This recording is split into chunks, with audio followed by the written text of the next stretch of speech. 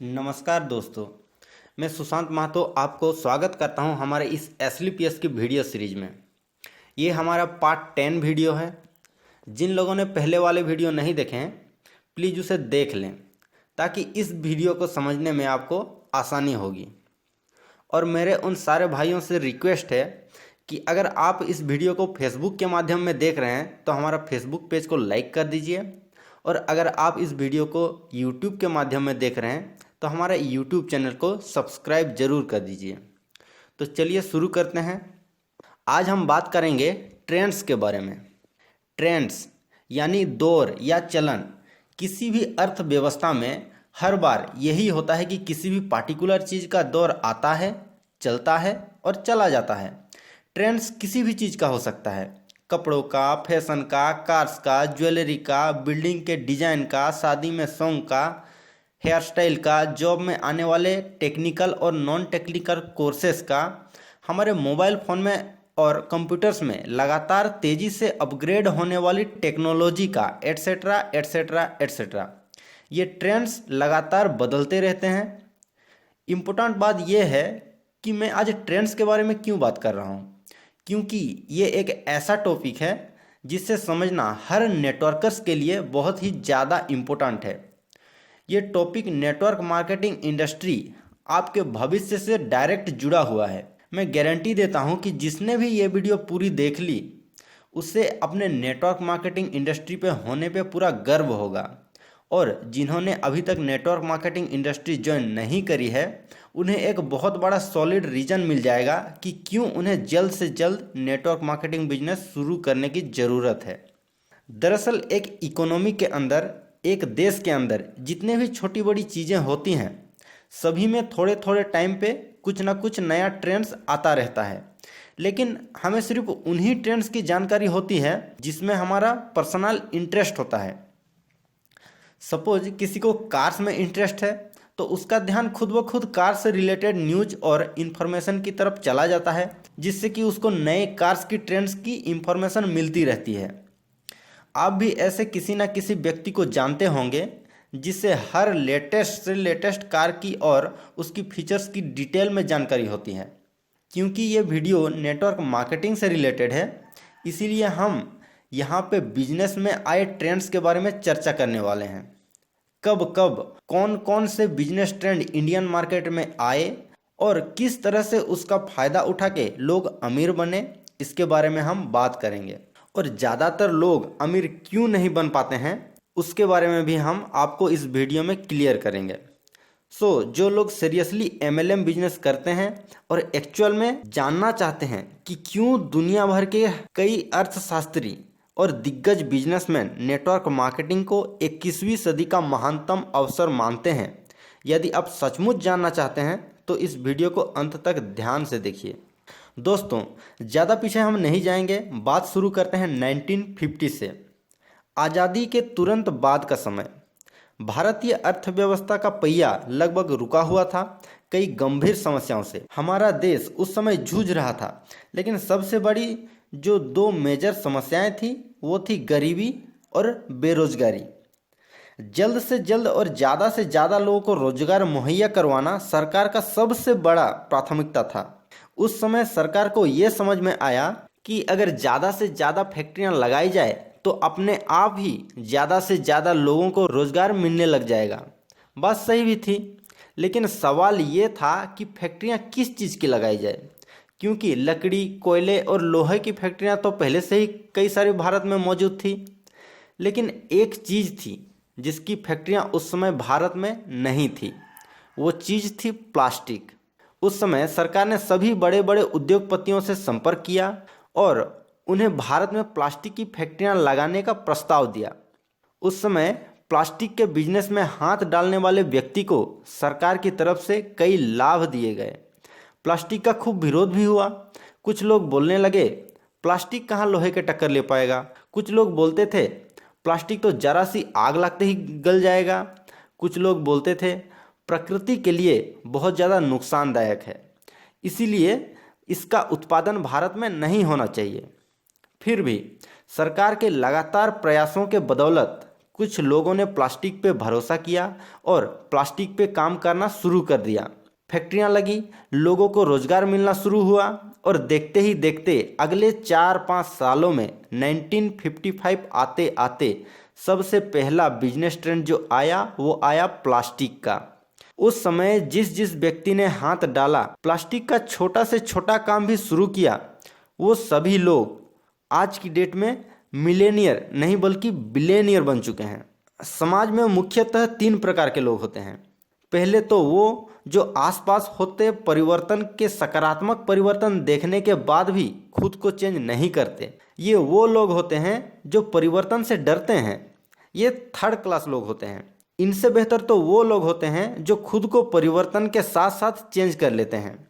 शुरू में थोड़े बहुत डाउट में रहते हैं, लेकिन बाद में सकारात्मक परिवर्तन देख के इन्हें भरोसा हो जाता है और ये भी परिवर्तन के साथ हो लेते हैं।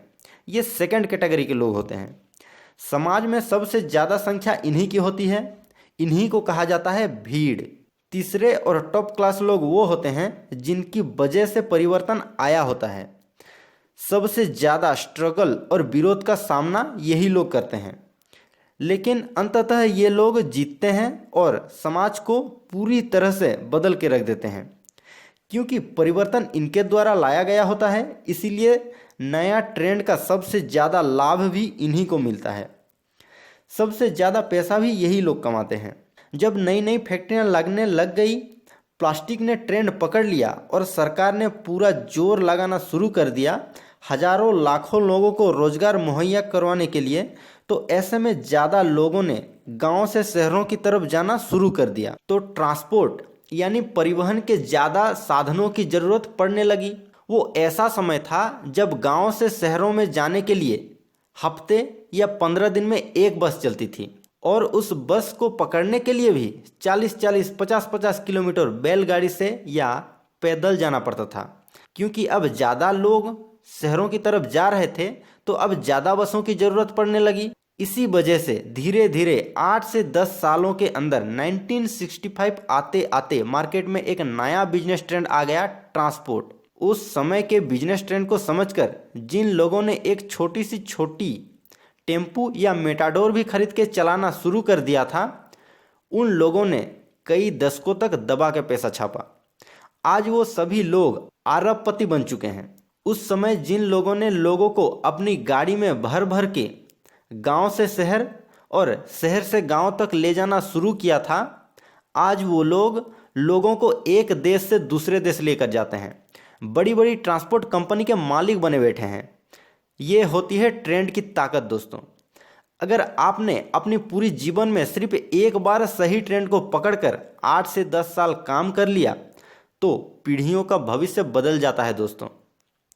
1965 के बाद से ट्रांसपोर्ट की ट्रेंड की वजह से भारत में गाड़ियों की संख्या लगातार बहुत तेजी से बढ़ने लग गई।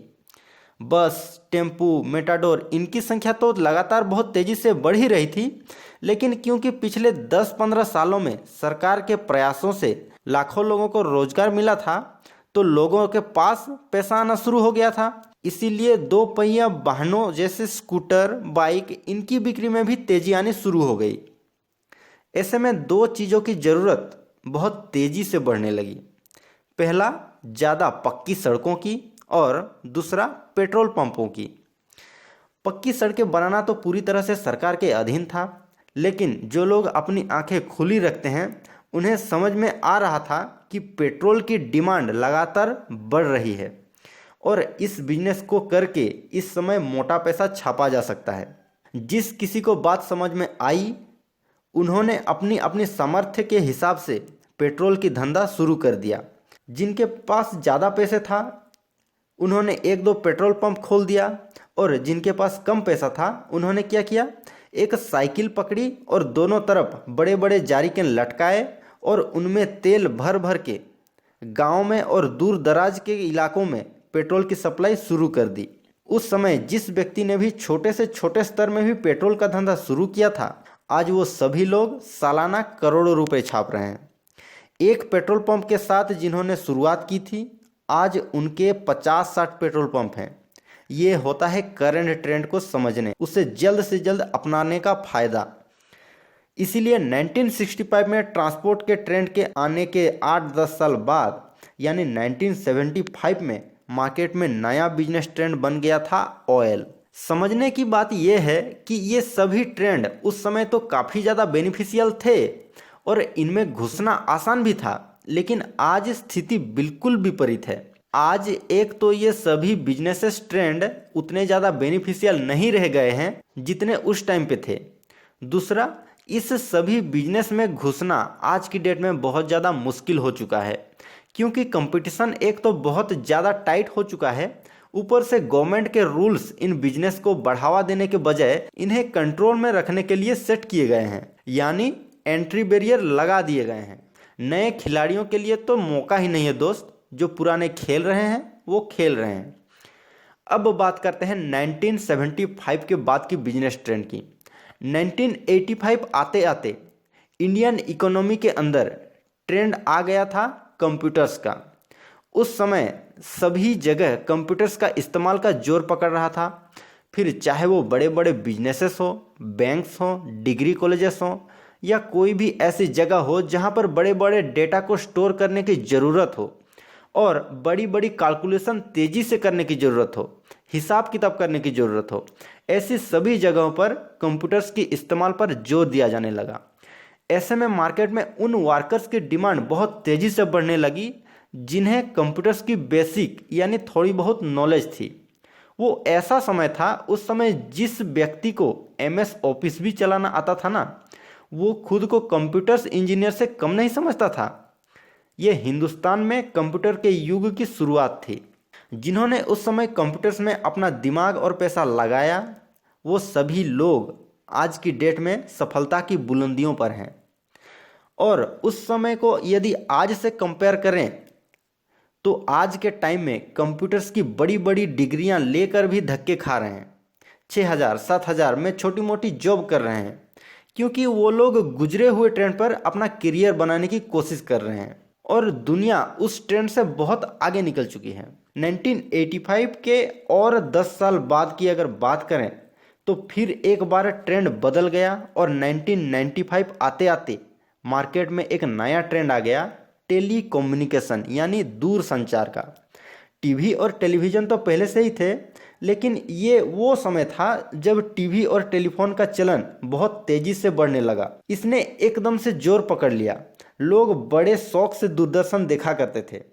उस समय मोबाइल फ़ोन तो नहीं होता था, STD PCO हुआ करता था। फ़ोन करने वालों की लाइनें लगी रहती थी STD PCO में। उस समय जिस व्यक्ति ने एक STD PCO भी खोल लिया था, उसने उन दिनों खूब दबा के पैसा कमाए। लेकिन अगर आज कोई बंदा STD PCO खोलता है तो क्या उसको इनकम आएगी?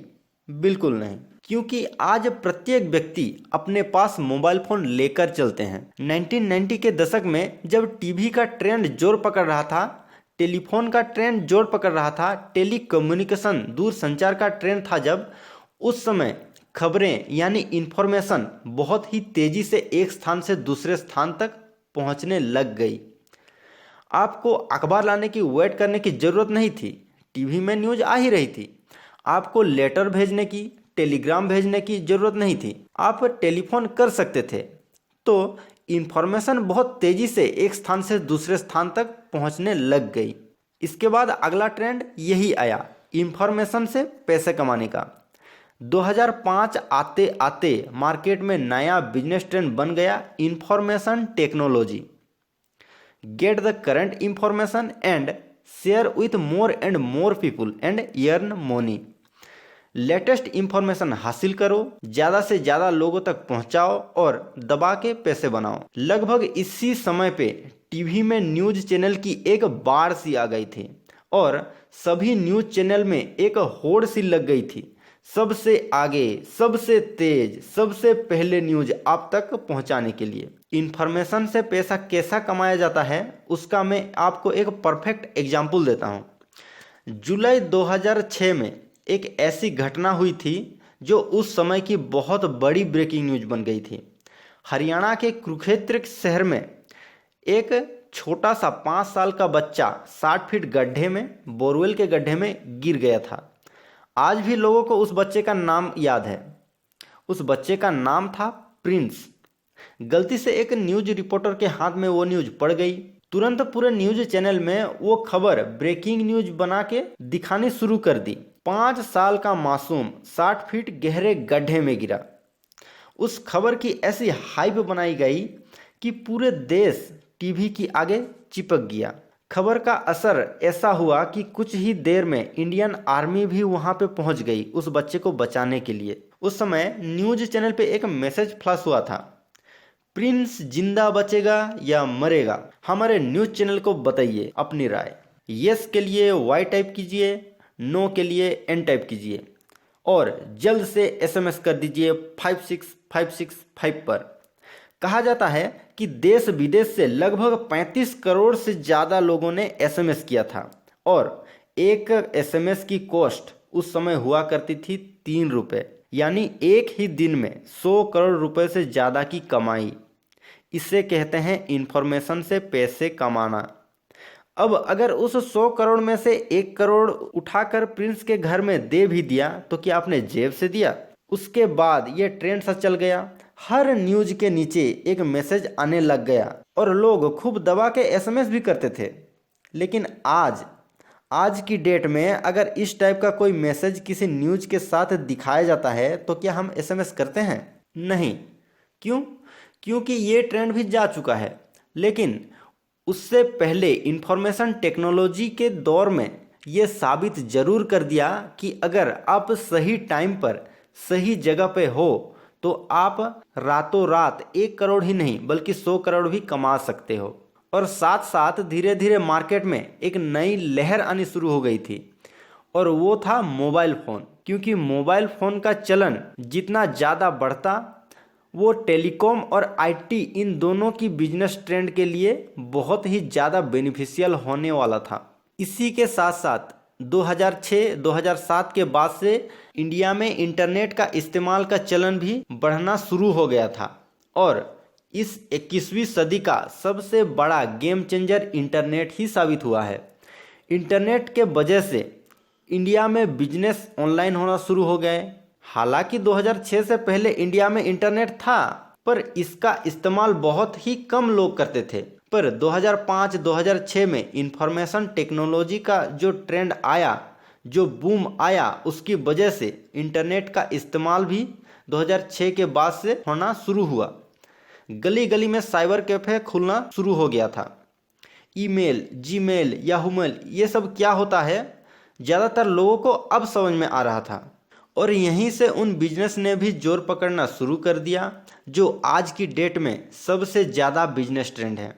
इंटरनेट के बढ़ते चलन ने 2006 के बाद से ऑनलाइन बिजनेस का चलन को मजबूत नींव देनी शुरू कर दी। अब 2015 से मार्केट में जो लेटेस्ट बिजनेस ट्रेंड है वो है ई कॉमर्स और नेटवर्क मार्केटिंग इंडस्ट्री का। कुछ लोग बोलेंगे कि नेटवर्क मार्केटिंग इंडस्ट्री तो पहले से मार्केट में है। सही बात है भाई, बट एक्चुअल में जो बूम आया है इस इंडस्ट्री के अंदर वो 2015 के बाद से आया है और अगले आने वाले 10 साल से 15 साल इंडिया के अंदर नेटवर्क मार्केटिंग इंडस्ट्री का सबसे बड़ा गोल्डन टाइम पीरियड है। आप मानो या ना मानो, अगले 10 से 12 साल में सबसे ज़्यादा मिलेनियल्स जिस इंडस्ट्री में पैदा होंगे वो है नेटवर्क मार्केटिंग इंडस्ट्री। अभी कुछ लोग बोलेंगे, सुशांत जी आप किस आधार पे आप ऐसे बोल रहे हो?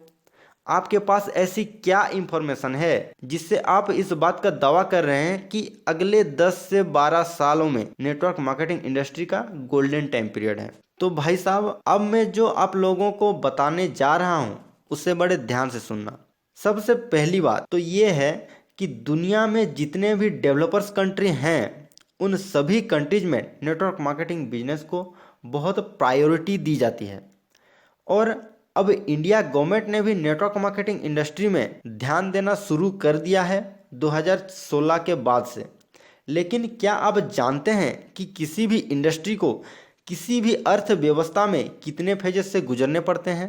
4 फेजेस होते हैं basically, negative phase, positive phase, growing phase और कंपटीशन या नॉर्मल फेज। 2001 से 2010 नेटवर्क मार्केटिंग इंडस्ट्री का नेगेटिव फेज था जब मार्केट पूरी तरह से नेगेटिव था। लोगों को नेटवर्क मार्केटिंग इंडस्ट्री पे बिल्कुल भी भरोसा ही नहीं होता था। पर जैसा कि मैंने बताया कि समाज में जो टॉप क्लास के लोग होते हैं, परिवर्तन या नया बिजनेस ट्रेंड सबसे पहले उनकी समझ में आता है। इसी तरह से कुछ लोग थे जो देख पाए कि नेटवर्क मार्केटिंग इंडस्ट्री का फ्यूचर बहुत ही शानदार है। उन्होंने इस नेगेटिव फेज में भी डिसीजन लिया और पूरी ईमानदारी से इसे करना शुरू कर दिया। आश्चर्य की बात नहीं है कि आज वो सभी लोग सालाना करोड़ों रुपए कमा रहे हैं। 2001 से 2010 के बीच इन सभी लोगों ने जो कड़ी मेहनत और तपस्या की, लोगों का विरोध का सामना किया, सरकारी तंत्र के सामने मजबूती से अपना पक्ष रखा, उसकी बदौलत हजारों लाखों लोगों में जागरूकता आई और 2011 आते आते इस नेटवर्क मार्केटिंग इंडस्ट्री का दूसरा फेज यानी कि पॉजिटिव फेज शुरू हो गया। अब इस इंडस्ट्री में सेकंड कैटेगरी के लोग भी आना शुरू हो गए जो परिवर्तन के साथ साथ खुद को परिवर्तित करते हैं। शुरू में थोड़े बहुत डाउट में रहते हैं, पर जैसे ही दूसरों को बड़ी बड़ी सफलता लेते हुए देखते हैं, उनके अंदर भी विश्वास पैदा हो जाती है। समाज में सबसे ज्यादा संख्या इन्हीं की होती है, इसीलिए इन्हें भीड़ कहा जाता है। इसीलिए 2015 आते आते इंडियन इकोनॉमी का सबसे बड़ा लेटेस्ट बिजनेस ट्रेंड बन गया नेटवर्क मार्केटिंग, और भीड़ की भीड़ इस इंडस्ट्री में शामिल होना शुरू हो गई। इंडियन गवर्नमेंट ने भी नेटवर्क मार्केटिंग के बिजनेस की ताकत को पहचाना और इसे सीरियसली लेना शुरू कर दिया, जिसका प्रूफ है 2016 में नेटवर्क मार्केटिंग और डायरेक्ट सेलिंग इंडस्ट्री के लिए बनाए गए रूल्स एंड रेगुलेशन, ताकि नेटवर्क मार्केटिंग कंपनीज भारत में इजीली अपना बिजनेस एक्सपेंड कर सकें और नेटवर्क मार्केटिंग के नाम पे जो आपराधिक तत्व जो फ्रॉड करते हैं, मनी सर्कुलेशन स्कीम चलाते हैं, उन्हें रोका जा सके। और इन रूल्स और रेगुलेशन का असर भी दिखा है। जितनी भी फ्रॉड कंपनीज भारत में थी आज की डेट में सब के सब गायब हो चुकी हैं और जेन्युइन कंपनीज लगातार तेजी से लोगों को सक्सेसफुल बनाती जा रही हैं। इसीलिए नेटवर्क मार्केटिंग इंडस्ट्री अब अपने तीसरे फेज में एंट्री कर रही है, जो कि ग्रोथ फेज है। ग्रोथ फेज में क्या होने वाला है, इसके बारे में आपको इसी बात से पता चल जाएगा कि अब तक आपने नेटवर्क मार्केटिंग इंडस्ट्री में जितने भी सक्सेस स्टोरीज देखी हैं, वो तो सिर्फ एक ट्रेलर था। असली फिल्म तो लोगों के सामने अब आएगी। 2001 से 2010 के बीच इस इंडस्ट्री से लगभग 500 से 600 लोग करोड़पति अचीवर बन पाए थे, लेकिन 2011 से अब तक इस इंडस्ट्री में लगभग 30,000 से ज़्यादा करोड़पति अचीवर्स पैदा कर दिए हैं। आप सोच सकते हैं कि अगले 10 से 11 साल में क्या होने वाला है। मैं गारंटी से कह सकता हूं कि कम से कम 50 लाख से ज़्यादा लोग 2030 से पहले नेटवर्क मार्केटिंग इंडस्ट्री में करोड़पति बनेंगे। ना रेलवे, ना यूपीएससी, ना बैंकिंग, ना आईआईटी। अगले 10 सालों में इंडिया में सबसे बड़ा, सबसे इम्पैक्टफुल करियर का ऑप्शन है one and only network marketing. अगर आप ऑलरेडी नेटवर्क मार्केटिंग बिजनेस को ज्वाइन कर चुके हैं और एक्टिवली काम कर रहे हैं, तो आप बधाई के पात्र हैं, क्योंकि आप बिल्कुल सही दिशा पे आगे बढ़ रहे हैं। अगर आप नेटवर्क मार्केटिंग बिजनेस में ज्वाइन हो चुके हैं लेकिन आपने काम करना स्टार्ट नहीं किया है, तो इसका मतलब है कि आपने ट्रेन का टिकट तो खरीद ली है, लेकिन अभी ट्रेन में सवार नहीं हुए हो, और जब तक ट्रेन में सवार नहीं होगे तब तक कहीं पहुंचोगे भी नहीं। अगर इस गोल्डन अपॉर्चुनिटी का फायदा लेना चाहते हो तो आज ही काम करना स्टार्ट कर दो। यदि आप उस कैटेगरी में हो जिन्होंने अभी तक नेटवर्क मार्केटिंग बिजनेस ज्वाइन नहीं किया है, तो मेरे दोस्त, this is the right time. अभी इसी वक्त उस व्यक्ति से संपर्क करो, कॉल करो, मिलो और बात करो जिस व्यक्ति ने आपसे ये वीडियो शेयर की है। वो आपको बताएंगे कि आपको नेटवर्क मार्केटिंग बिजनेस कैसे शुरू करना है और इसमें काम कैसे करना है। अगर आपने वीडियो को लाइक नहीं किया है तो नीचे मौजूद लाइक का बटन दबा दो और वीडियो को शेयर कर दो, ताकि ये वीडियो आप ही के जैसे बहुत सारी महत्वाकांक्षी लीडर्स तक पहुंच पाए। मिलते हैं दोस्तों अगली वीडियो में, तब तक के लिए thank you, wish you all the best.